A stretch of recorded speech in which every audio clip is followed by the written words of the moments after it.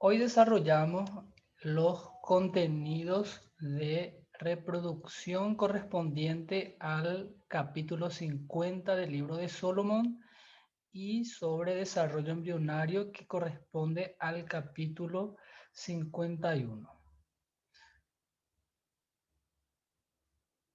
En pantalla tenemos la presentación de estos contenidos y vamos comenzando entonces.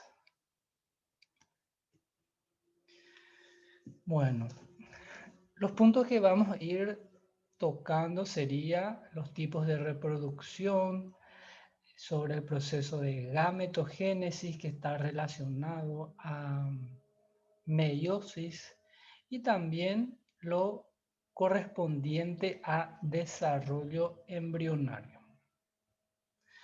Bueno, cuando hablamos de reproducción sabemos que es un mecanismo por el cual se perpetúa la descendencia.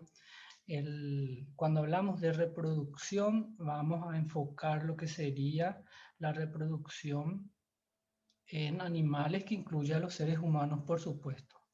En general podemos hablar de dos tipos de reproducción: la reproducción asexual y la reproducción sexual.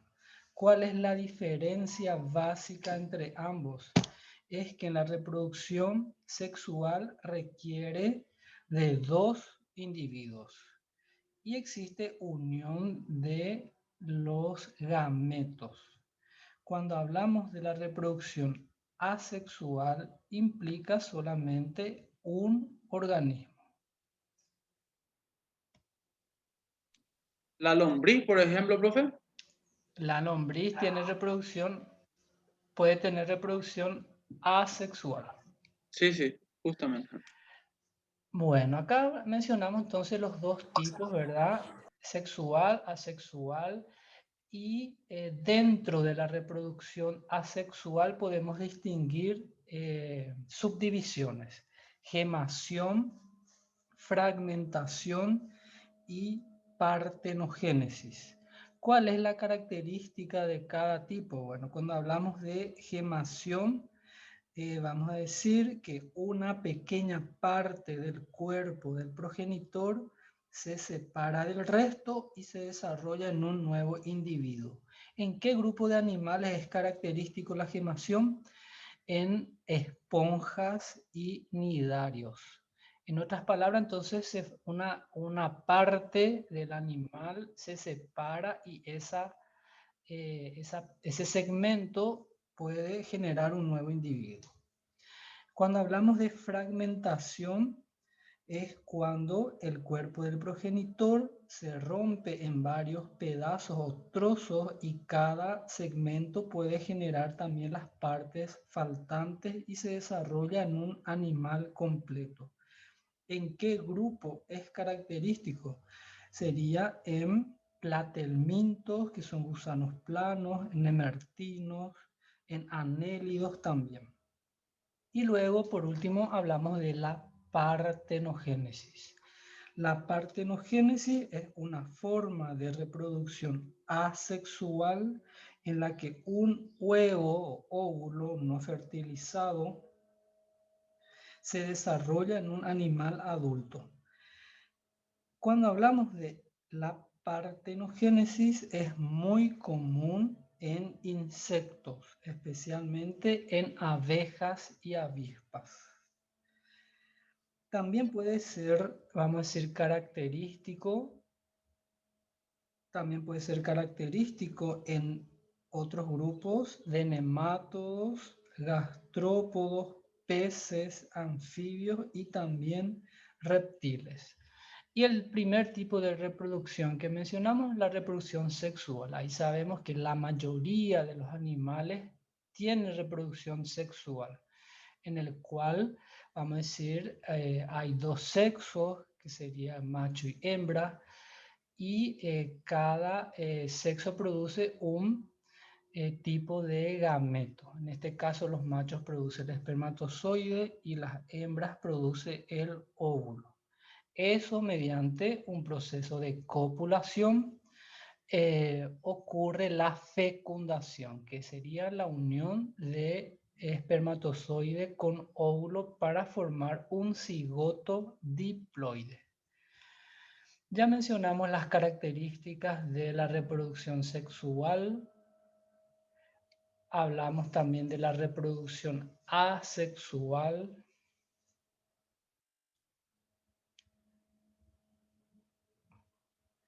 Acá, dentro de la reproducción sexual, podemos hablar tipos de fertilización. Los tipos de fertilización sería la fertilización externa y interna, externa e interna. ¿Cuál es la diferencia? Bueno, la externa es que, vamos a decir, la fecundación ocurre fuera del cuerpo y la fecundación interna ocurre dentro del cuerpo. En este caso, en estas imágenes, vemos la diferencia a la izquierda, sería la fecundación externa, característico puede ser en peces, en anfibios, y la fecundación interna, vemos en la imagen de la derecha, que puede ser característico en mamíferos y también en otros grupos de animales. Cuando hablamos siempre de mamíferos, biológicamente hablando, incluye a los seres humanos, como saben.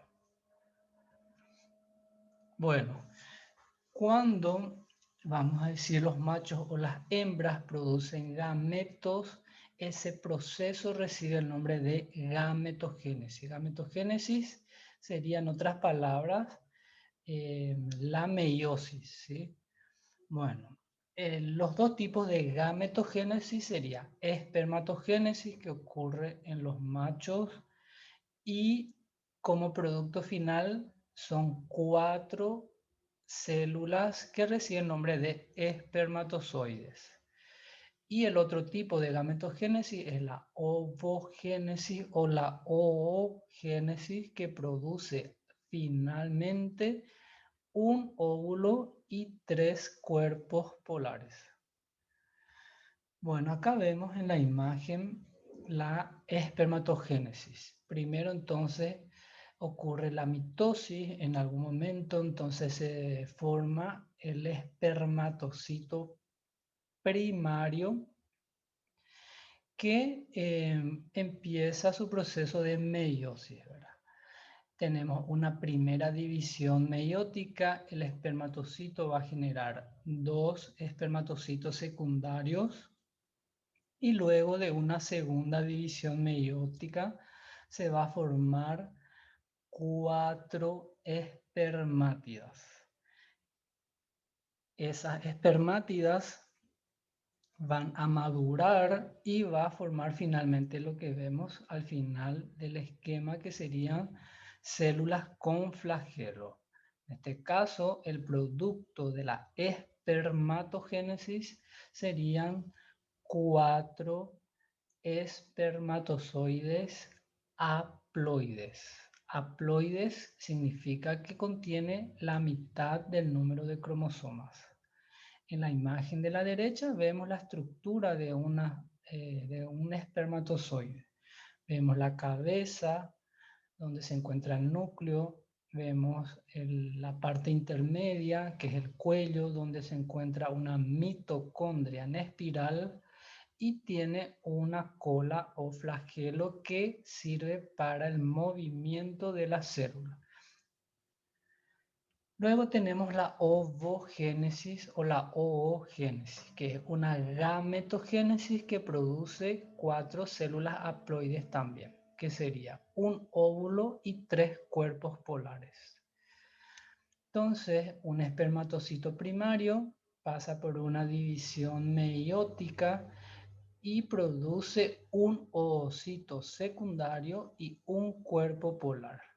Luego de una segunda división meiótica, el cuerpo polar va a generar también otros 2 cuerpos polares y el oocito secundario, luego de la segunda división meiótica, va a generar un solo óvulo y un cuerpo polar.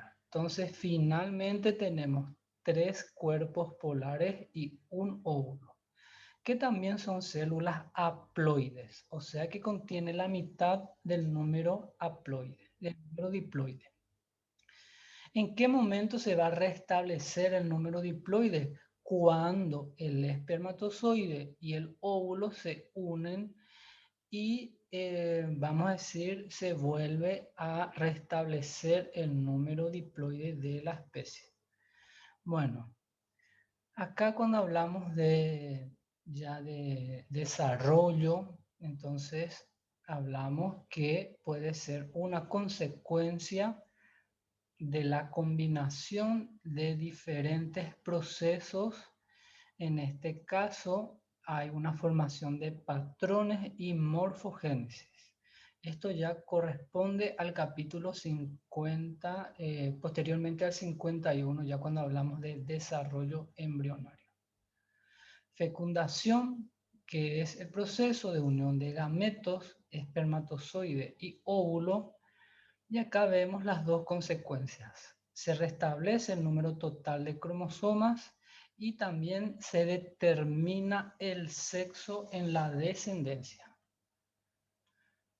La fecundación, en resumen, tiene 4 eventos importantes. El espermatozoide entra en contacto con el óvulo, el espermatozoide vamos a decir, entra en el óvulo, luego el óvulo se vuelve activo y por último los núcleos del espermatozoide y el óvulo se unen. Luego está un proceso, una vez que se unió el espermatozoide y óvulo en una única célula que es el cigoto diploide, ocurre lo que se llama segmentación. Segmentación es una serie de divisiones mitóticas rápidas sin periodo de crecimiento. Y aquí vemos las etapas por las que pasa el embrión. Entonces, el cigoto es una única célula diploide. Luego del cigoto se forma o comienza a desarrollarse el embrión y pasa por mórula, blástula y gástrula. Cuando hablamos de la mórula, se caracteriza porque es un embrión que presenta aproximadamente 32 células. La blástula es un embrión que presenta una cantidad de células entre 64 y varios cientos. Y por último tenemos el embrión en la etapa de gástrula. La gástrula tiene ya miles de células y presenta 3 capas germinativas. Cuando hablamos de la blástula es un embrión con 2 capas germinativas. Bueno, cuando hablamos también del proceso de segmentación o división mitótica, sabemos que el patrón de esta segmentación es afectado por la yema. ¿Qué es la yema? Es una mezcla de proteínas, fosfolípidos y grasas que sirven como alimento para el embrión en desarrollo. Sabemos que la cantidad y la distribución de yema varían entre diferentes grupos de animales. Entonces, cuando hablamos de óvulos o huevos, hay 2 tipos, los óvulos isolecitales y los óvulos telolecitos. ¿Cuál es la característica de los óvulos isolecitales? Que presentan cantidades relativamente pequeñas de yema distribuida uniformemente en el citoplasma. Cuando hablamos de óvulos que son telolecitos, presentan grandes cantidades de yema concentrada en un extremo de la célula conocida como polo vegetal y el otro sería el polo animal. Cuando hablamos de óvulos isolecitales, Existe, vamos a decir, dos tipos de segmentación nuevamente. La segmentación holoblástica, que es cuando se dividen por completo, y el otro tipo sería la segmentación meroblástica. Cuando hablamos de la segmentación holoblástica, puede ser radial o en espiral. La segmentación, cuando hablamos radial, es característica de los deuterostomos que incluye cordados y equinodermos. Cuando hablamos de la segmentación en espiral, es característico en protostomos que incluye anélidos y moluscos. Bueno, cuando hablamos entonces de los óvulos telolecitos, habíamos mencionado que presenta un polo vegetal y un polo animal. Cuando hablamos también del otro tipo de segmentación, en este caso meroblástica, ahí hablamos de que puede ser característico también en determinados grupos de animales. Bueno, la parte más interesante, o mejor dicho, importante cuando hablamos de las etapas por las que pasa el embrión, llegamos entonces en la blástula, que tiene dos capas germinativas, sigue su proceso y se forma la gástrula, que es un embrión en forma de disco con tres capas germinativas: ectodermo, mesodermo y endodermo. Cuando hablamos de gastrulación, es el proceso por el cual la blástula se convierte en un embrión con tres capas germinativas, que sería la gástrula entonces. A partir de la gástrula se forman los diferentes órganos del cuerpo. Ese proceso recibe el nombre de organogénesis. Entonces, a partir de la gástrula, de la capa germinativa, el ectodermo, se forma el sistema nervioso y órganos sensoriales. Se forma también la capa externa de la piel y estructuras asociadas, así como la glándula pituitaria. Del mesodermo, que se encuentra en la gástrula, se forma notocordio, esqueleto, músculo, sistema circulatorio, excretor, reproductivo, capa interna de la piel y capas exteriores del tubo digestivo. Del endodermo, de la gástrula, se va a generar el tubo digestivo y estructuras que se desarrollan a partir de este, así como el revestimiento del sistema respiratorio. Cuando hablamos también del desarrollo embrionario, existen las capas extraembrionarias. Las capas o las membranas extraembrionarias son 4 y son el corión, el amnios, el alantoides y el saco vitelino. El corión es la estructura que encierra todo el embrión y es la membrana más exterior. Funciona básicamente como un órgano principal de intercambio de gases. La segunda membrana extraembrionaria es el amnios, que también encierra todo el embrión. Podemos hablar ahí de una cavidad amniótica, que es el espacio entre el embrión y el amnios, que se llena de líquido secretado por la misma membrana.